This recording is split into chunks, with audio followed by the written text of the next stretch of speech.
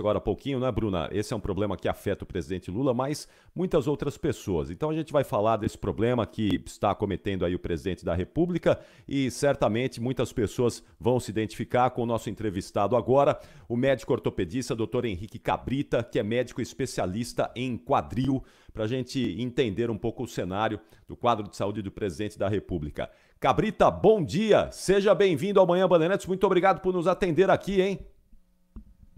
Bom dia, Capriotti. Bom dia, Capriotti. Bom dia, Bruna. Bom dia aos ouvintes. Bom dia. Estamos à disposição aí, Capriotti. Bom, Cabrita, eu queria que você começasse explicando, então, o que é que está acontecendo aí com o presidente Lula, não é? O que é que está afetando aí o presidente da República, essa dor que ele tem reclamado, tem dito aí que tá tirando o bom humor dele. O que é que está acontecendo no quadril ali do presidente? Bom, é claro que a gente não tem informações sobre os dados clínicos dele, mas pela história que foi passada, ele deve ter desenvolvido um desgaste na região da articulação entre o fêmur e a bacia, a articulação do quadril, que é um mal que acomete pessoas mais ou menos da idade dele, algumas vezes algumas pessoas mais jovens, e que geralmente quando entra num quadro que é progressivo como o dele, levam a que tem uma baixa de qualidade de vida importante, que é o que ele tem reclamado e tentado abater fazendo esse tipo de cirurgias ou pelo menos procedimentos pouco invasivos ou menos invasivos, como as infiltrações. Agora, essas infiltrações são paliativas, né, Cabrita? É só para dar um alívio momentâneo. Não tem algo que pode ser feito até outubro, por exemplo, que é quando está prevista a cirurgia para minimizar esse problema? Perfeito, Capriotti. Você falou exatamente como funcionam essas infiltrações. Elas são paliativas, elas não são curativas. Quando você tem um desgaste importante da articulação do quadril, a única solução que é realmente definitiva é fazer uma artroplastia, fazer uma prótese de quadril, que é uma cirurgia que é mais invasiva, tem que mexer com musculatura, há que se mexer com o osso e tem um risco maior de ser realizada. Então, busca-se fazer esses procedimentos de infiltrações para tentar minimizar a dor do paciente, mas pensando que o procedimento definitivo é realmente o cirúrgico. E, infelizmente, esses procedimentos de infiltração, como acabou de acontecer, acabou de ser narrado, muitas vezes eles não trazem um grande alívio para o paciente, porque você tenta jogar alguma coisa dentro da articulação para bloquear a dor, mas dependendo do grau de lesão que aconteceu lá dentro, isso não vai ter efetividade. Por isso que provavelmente está sendo realizada uma nova infiltração hoje na região do quadril dele. O que eu espero é que realmente tenha um alívio da dor e que depois ele faça a cirurgia definitiva com uma boa programação. Doutor, há algum tipo de efeito colateral com as infiltrações? É um tratamento aqui paliativo, né? Como o senhor explicou, é algo ali para tentar fazer com que o presidente ou quem quer que seja o paciente não sinta a dor até que o outro problema seja resolvido de fato, mas tem muita gente que tem restrição com essas infiltrações. Tem efeitos colaterais? Sim, sim. É um procedimento em que você leva o meio externo ao meio interno, ou seja, através de uma agulha você vai injetar uma substância dentro do quadril do paciente ou do joelho, o que quer que seja. Então, você pode levar alguma coisa do meio externo para o interno. Então, o maior perigo que existe é de infecção, mas também existem outros perigos. Sempre que é feita uma infiltração na articulação, é colocado um pouco de cortisona ou alguma substância para que não haja reação ao que foi colocado lá dentro. E isso pode levar a uma progressão da lesão da própria cartilagem da articulação. Então, a infiltração não é inócua. Estatisticamente, quando é feita uma infiltração, aumenta-se o risco de uma infecção quando é feita uma cirurgia de imediato em até 3 a 6 meses depois de feita a infiltração. Então, quando nós fazemos uma infiltração, nós procuramos não operar o paciente no intervalo de até 3 meses, porque isso dobra o índice de infecção, que é habitualmente de 1%, passa a ser até de 2% quando é feita uma infiltração com menos de 3 meses você fazer a cirurgia. Então, doutor, isso significa que a infiltração, muito provavelmente do presidente, de hoje, desse último fim de semana, é a última antes da cirurgia. Ele não poderia, não é um procedimento para ser feito ali mensalmente, enfim. Aí, se a dor não cessar de alguma forma, ou antecipa a cirurgia ou pensa em algum outro tratamento, é isso? É isso. É claro que se o paciente tem um sofrimento muito grande, eu acabei de ter um paciente que é exatamente a mesma circunstância, ele piora muito, e aí você tem que fazer a cirurgia mesmo dentro desse intervalo. Só que o risco de infecção é maior, tem que ser feita uma antibiótico-terapia, dado antibióticos e ter algumas prevenções maiores do que seria com uma cirurgia habitual. Então, a gente fica preocupado com o resultado final da cirurgia quando é feita em menos de 3 meses depois da infiltração. Então, o ideal é que realmente não se façam mais procedimentos invasivos até realizar a cirurgia como um todo. Existem algumas coisas que tiram a dor. Por exemplo, você usar um par de muletas, você tira a carga e melhora a dor. Mas você imagina o que é um homem público fazer isso. Então, isso é que é um grande complicador, por exemplo, no caso do presidente. Agora, o Cabrita, está acontecendo com o Lula é o mesmo problema que teve, por exemplo, o Pelé e que tirou ali a mobilidade do Pelé nos últimos anos de vida dele? Provavelmente sim. Né? Como eu falei, a gente não tem dados sobre o que está acontecendo, mas provavelmente é um caso de desgaste de artrose. Né? O Pelé teve esse tipo de problema, ele tinha outros problemas de saúde também, problemas de coluna, problemas de outros tipos, né? Mas é realmente o mesmo tipo de problema que acomete milhões de brasileiros e que são tratados tanto no sistema de saúde pública quanto saúde particular no Brasil, milhares de vezes, né, durante o ano inteiro, com bons resultados. Agora, só para a gente falar da cirurgia, que o presidente já falou que vai fazer mesmo, vai passar pela cirurgia, vai colocar uma prótese ali no quadril. Quanto tempo ele vai ter que ficar afastado dos trabalhos ali? Ele vai ter que se afastar por quanto tempo a partir dessa cirurgia que ele vai realizar? Tudo depende se ele vai continuar despachando do hospital ou não, né? Porque tem gente que despacha do hospital, tem gente que não despacha. Mas se a gente for pensar em termos físicos, o ideal é que fique umas 3 semanas isolado para não ter infecção, não ter hematoma, não ter complicações em relação à cirurgia. Depois pode se despachar diretamente, mas sem fazer muitas viagens. Viagens nacionais depois de 3 semanas a 1 mês, viagens internacionais apenas depois de 1 mês e meio a 2 meses, ainda durante a recuperação, que em média leva de 3 a 4 meses. Mas é uma cirurgia que é para ser bem programada e bem sucedida, sem impedir que a pessoa pare totalmente a vida. Bruninho, acho que tem pergunta dos ouvintes também, né? Esse é um tema que chama a atenção de muitos ouvintes, como eu disse, né? Certamente muitas pessoas se identificam com esse problema do presidente Lula. Então vamos lá, se tiver perguntas aí, por favor. Tem muitas perguntas chegando por áudio e por texto. Então, continuem aqui que a gente vai fazer uma rodada com o Dr. Henrique Cabrita, que é ortopedista. Doutor, pergunta do Fabiano, ele é de Porto Alegre, acompanhando aqui a Rádio Bandeirantes. Diz o seguinte, uma mensagem de texto. Eu tenho artrose nos 2 joelhos e as dores são sazonais, mas me arrisco a jogar uma peladinha semanal. Quando tenho crises, as dores são equivalentes a uma dor de dente. Gostaria de saber sobre um suplemento específico. Ele fala cloreto de magnésio para artrose e também para dores na articulação. Então, a gente mudou um pouco de articulação, né? Foi para o joelho, porque é diferente o quadril do joelho. Mas, em geral, o que a gente tem que pensar é o seguinte, os meios de você tratar artrose são muito mais físicos do que você ficar tomando coisas. Então, é muito mais importante controlar o peso, ter uma boa musculatura, manter a mobilidade da articulação, do que fazer uso de qualquer substância. A única substância que tem evidência científica de que melhora a dor em artrose de joelho inicial é a glucosamina. Tá? É uma substância que não é muito cara, que pode ser utilizada, tem poucos efeitos colaterais, pode soltar intestino, pode dar gases, e vai ter uma eficácia de mais ou menos 50% só, ou seja, não é nada que seja milagroso. Então, se você joga futebol com artrose, o que tem que fazer é controlar bem o peso, ter uma boa musculatura e também ter um acompanhamento médico para saber quando é hora de mudar o jogo ou de mudar de atividade física e fazer um tratamento eventualmente mais invasivo ou não. Tem mensagem chegando também por áudio. Nosso WhatsApp, só lembrando a vocês ouvintes, é esse aqui, ó. 11 999 048756. Horas e 20 minutos, Capri, Banco do Rio de Janeiro, repórter Bom dia, meu nome é Ivete Donato. Gostaria de perguntar ao doutor o que causa a soltura da haste da prótese do quadril. Eu sou uma que estou aguardando cirurgia novamente porque a haste está solta. Obrigada.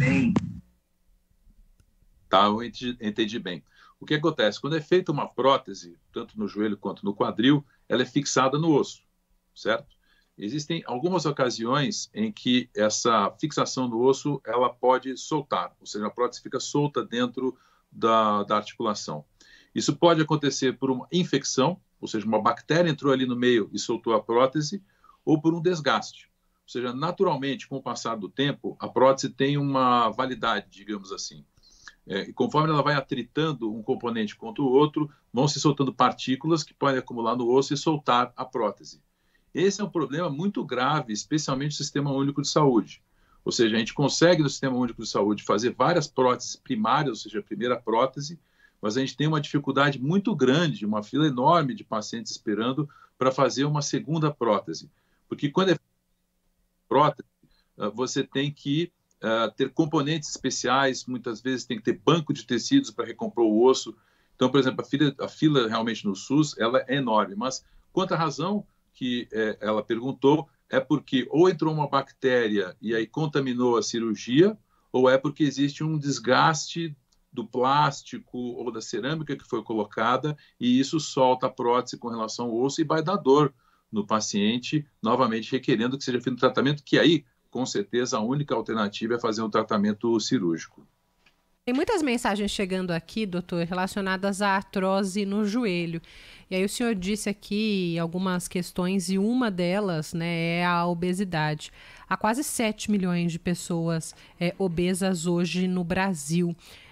Com um dado desse, com um número desse, há expectativas, vamos dizer assim, ainda que muito negativas, de aumento de número de artrose. A artrose no joelho hoje é a mais comum, enfim, acho que é uma questão que passa por outras também, pelo cuidado com a prática de atividade física, com melhor alimentação, com um peso ali que é o esperado, mas essa quantidade grande que a gente vê de artrose no joelho é muito por isso?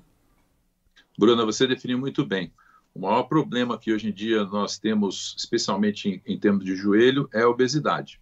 Então, realmente, se o paciente ele não tem um controle bom de peso, ele não faz atividade física e ele tem um meio de vida que não é bom para a articulação, ou seja, bebe, fuma, está no estado inflamatório o tempo inteiro, isso aumenta a incidência de artrose. Estima-se que dentro de 10 anos vai aumentar de 100% a 150% o número de cirurgias que são feitas por ano no Brasil para artrose. Hoje em dia são mais entre 15 a 20 mil cirurgias no SUS, vai chegar a 40 a 50 mil cirurgias por ano. E essa forma de prevenção, como você falou, o mais importante é cada um tomar conta de si próprio. Controlar o peso, fazer atividade física, ter uma alimentação saudável, ter meios de vida saudáveis, que é para manter as articulações e prevenir que sejam feitas cirurgias desnecessariamente. É claro que existe um envelhecimento populacional que mesmo que a pessoa não seja obesa, mesmo geneticamente ela pode desenvolver artrose, mas ela vai desenvolver artrose depois de 70, 80 anos de idade, o que aí está dentro do habitual para o ser humano. Mais uma mensagem de áudio. Bom dia, Capri. Bom dia, Bruninha. Bom dia, doutor. Eu sou a Mari Nascimento. Doutor, é o seguinte, eu tenho osteopenia, eu tenho também um probleminha na lombar, na cervical, na torácica. Isso pode evoluir para uma osteoporose, uma artrose? E os dois ombros, eles doem muito e o direito, que é o que eu mais movimento, ele faz uns estalos com muita dor. O que pode ser, doutor? Porque no serviço público é difícil a gente conseguir um ortopedista. A gente vai na emergência e não passa disso. Novamente, a gente veio com o problema do SUS, né? Como vocês veem, né? Como ela falou, é mais fácil a gente ter um atendimento no SUS de urgência do que ter um atendimento programado. Mas voltando para o que ela falou, alguns termos. Osteopenia é quando você tem uma diminuição do cálcio no osso. Então, a densidade dele fica menor e ele fica mais frágil. A osteoporose seria um grau maior disso, em que há um risco de fraturas, principalmente com quedas, ou mesmo fratura espontânea, quando a osteoporose é muito grave. Como prevenir isso? É claro que também, novamente, existem fatores genéticos, mas vai de alimentação, consumo de alimentos que tenham cálcio, como queijos e laticínios, atividade física como caminhada ou como musculação com pesos leves, isso vai prevenir um pouco a osteoporose. Os outros problemas que ela relatou, por exemplo, do ombro e da região lombar, são problemas por sobrecarga, né? Ou seja, de ter utilizado muitos braços para levantar coisas, por exemplo, na dona de casa, torcer roupa, levantar roupa no varal, carregar coisas. Isso acaba desgastando com o passar do tempo os tendões dos ombros. É muito comum existirem inflamações nos tendões dos ombros, que são tendinites, que geralmente também são tratáveis com fisioterapia, com repouso, com algum reforço, com algumas medidas para dor, tá? Evitar ficar tomando muito anti-inflamatório, porque você pode ter um problema no rim, um problema no estômago por excesso de medicações. Então, apesar da dificuldade de a gente ter atendimento do Sistema Único da Saúde, procurar um ortopedista e fazer um tratamento, eventualmente, de fisioterapia para essas regiões. E para a osteoporose, fazer justamente essa parte alimentar e fazer alguma atividade física de leve impacto. Ô Cabrita, o Carlos, ele é de Santo Amaro e ele diz aqui, ó, tenho artrose no joelho, estou na fila do SUS para cirurgia de prótese. Ele quer saber se tem alguma coisa para diminuir a dor enquanto ele não opera. Ele toma paracetamol e ibuprofeno, mas é um paliativo. Novamente é um paliativo. O paracetamol não vai ter grandes problemas em termos de efeitos colaterais. O ibuprofeno é um anti-inflamatório. Como eu falei, tomando todo dia durante vários meses pode levar à insuficiência renal ou a problemas no estômago, tá? Novamente, o mais simples é tirar a carga. Então, se o paciente tem muita dor, infelizmente, o que vai aliviar é usar um apoio externo, como bengala ou muleta. Você tirando a carga numa artrose, você melhora a dor. É um procedimento simples que muitas vezes as pessoas ficam resistentes, porque vão me ver andando com a muleta, vão me ver andando com a bengala, o que vão pensar de mim? Na verdade, não tem muito o que pensar. É um alívio da dor que a pessoa tem que ter e é um direito que ela tem de usar um apoio externo para que alivie a sua dor. E é melhor do que ficar tomando medicações ou ficar fazendo procedimentos que são invasivos, como até infiltrações. Então, infelizmente, até passar a fila do SUS, o ideal talvez seja retirar um pouco a carga, como a gente falou, controlar o peso, mas eventualmente usar um apoio externo, usar uma muleta. É por isso que elas existem, que é para tirar a carga e aliviar a dor das pessoas. Doutor, tem ouvintes aqui perguntando em relação à mobilidade pós-cirúrgica. É claro que acho que isso vai depender também de alguns outros fatores, da saúde ali do paciente, mas em geral, a partir do momento em que opera e há uma cicatrização ali depois, o pós-cirúrgico ocorre tudo certo, a mobilidade retorna em 100%? A pessoa pode voltar ali a caminhar sem sentir dor? É vida nova ou ainda, mesmo com a cirurgia, são cuidados para o resto da vida? Bom, esse é o objetivo principal da cirurgia, né, Bruna? Ou seja, o objetivo da cirurgia é que o paciente fique sem dor, que ele tenha uma boa função, ou seja, que ele caminhe, que ele consiga sentar, agachar-se, movimentar-se, ou seja, ter mobilidade, dor e função normais. É claro que isso tudo vai depender de quanto o paciente tinha de problemas antes da cirurgia. Quanto mais bloqueada estiver a articulação antes da cirurgia, o resultado vai demorar mais tempo para aparecer. Mas, de imediato, você já desbloqueia os movimentos de rotação e de flexão, por exemplo, do quadril e de flexão e extensão do joelho. Então, o objetivo principal da cirurgia é acabar com a dor, mas é devolver a mobilidade e a mobilidade o mais normal possível, de acordo com cada paciente. Bom, a gente tem mais uma vez, estamos te usando hoje aqui, viu, Cabrita, para tirar as dúvidas dos ouvintes a partir desse problema do presidente Luiz Inácio Lula da Silva. A gente tem mais uma pergunta de ouvinte em áudio. Eu quero mandar uma saudação ao Zé Torquato, que é nosso ouvinte e é nosso companheiro, nosso colega lá de Santos. Ele está dizendo que fez uma artroplastia no quadril com você há 8 anos e é vida nova a partir da cirurgia aqui. Valeu, Zé, muito obrigado pela mensagem aí no WhatsApp. E vamos ouvir mais uma aqui, mais uma dúvida do ouvinte, por favor. Bom dia, meu nome é Venâncio Brito E eu queria saber qual o risco dessa cirurgia de 1 a 10. Até porque eu vou ter que fazer essa cirurgia igual a que o Lula vai fazer. É uma cirurgia de alto risco? Muito bem colocado pelo Venâncio. Não é uma cirurgia trivial, é uma cirurgia, eu não diria de alto risco, porque isso vai depender do próprio paciente. Ou seja, se o paciente é um paciente que teve um infarto, tem problemas cardíacos, tem problemas pulmonares, é diabético, então é uma cirurgia com risco maior. Se é um paciente que não tem esses riscos cardíacos, não é diabético, ou o diabetes está controlado, o risco é menor. Mas é uma cirurgia em que se mexe com musculatura, se mexe com ossos, então existe um risco aumentado de trombose, há que se tomar cuidado, tomar medidas para não ter trombose depois, usar meias elásticas, usar algumas medicações para mexer com a coagulação, movimentar o paciente o mais rápido possível para não ter trombose nem embolia. Como eu falei, um risco de infecção, ou seja, se alguma bactéria entrar no paciente e se instalar na prótese, tem que se fazer uma limpeza da prótese, tem que se fazer um tratamento. Existem riscos de acordo com a maneira que for feita a cirurgia, da prótese sair do lugar, que é o que a gente chama de luxação, ou de fraturas durante a cirurgia. Mas eu diria que o risco geral da cirurgia está abaixo de 2% para cada cirurgia. Vai depender de cada paciente. Não é um risco muito alto, não é como uma cirurgia cardíaca, que tem um risco muito mais importante, porque o paciente clinicamente ele está já afetado, mas não é uma cirurgia banal. É uma cirurgia que deve ser tratada como uma cirurgia, uma intervenção grande, mas controlada.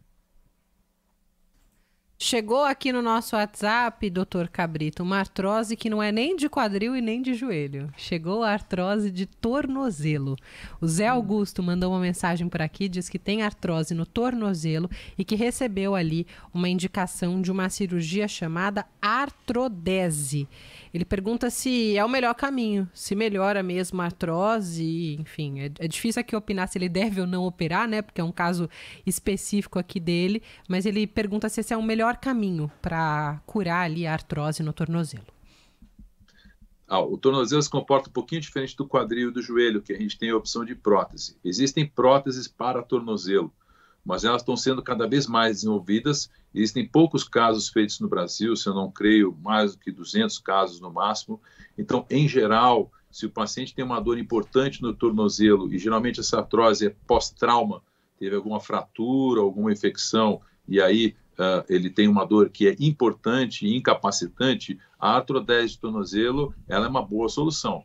Ela termina com o movimento. A artrodese é quando você junta uma articulação. Então, você termina com o movimento dessa articulação, mas, em compensação, você põe numa posição que seja útil para o paciente e cessa a dor dele. Em casos de infecção de tornozelo, é a melhor alternativa. Em casos de artrose, e infelizmente no SUS a gente não tem prótese de tornozelo ainda, pode ser realizada a prótese de tornozelo. Mas os resultados ainda são iniciais, você não tem um acompanhamento de mais de 10 anos dessas próteses. Então, de acordo com o que ele conversar com o médico dele, a indicação pode ser de artrodese e, em geral, vão haver bons resultados. Como o nosso tempo está curto aqui, infelizmente a gente não vai ter tempo para responder aqui a todos os questionamentos dos nossos ouvintes, mas agradeço desde já a todos que mandaram mensagens e em breve a gente faz mais uma rodada, a gente marca mais um bate-papo com o Dr. Cabrita. Agora, para fechar, pelo menos da minha parte, doutor, a gente falou aqui muito de prevenção quando a artrose é no joelho. E passando ali, né, pela qualidade de vida, manutenção ali do peso, prática de atividade física. Mas, de uma forma geral, olhando para as demais artroses aí, tornozelo, o quadril, como no caso do presidente Lula, quais que são as prevenções que podem ser feitas? E no momento em que o paciente começar a sentir alguma dor, qual que é a orientação? Procurar um ortopedista desde já, imagino, e ir em busca de um tratamento, porque existe, né?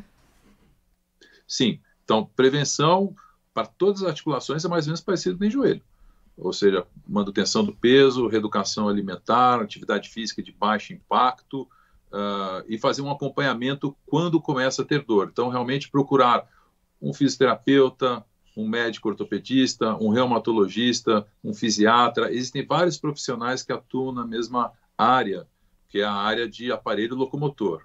Mas o mais importante é movimentar-se, alimentar-se adequadamente, e ter um estilo de vida saudável. A receita não muda para nenhuma articulação. Tá? E, infelizmente, existem doenças que não têm como ser prevenidas. Artrite reumatoide, necrose da cabeça do fêmur, existem outras doenças que não são únicas exclusivamente por desgaste. Então, sempre que houver algum sintoma que seja importante para o paciente, ele deve procurar um profissional da área médica para fazer uma boa avaliação.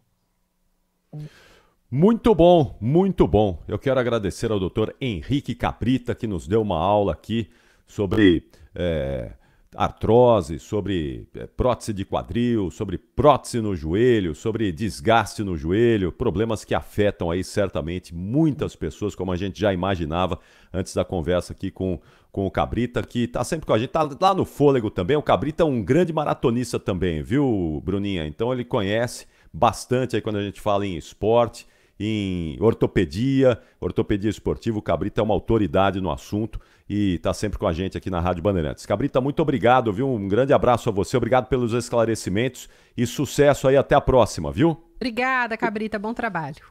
Obrigado, Bruno, obrigado, Capiotti, obrigado aos ouvintes.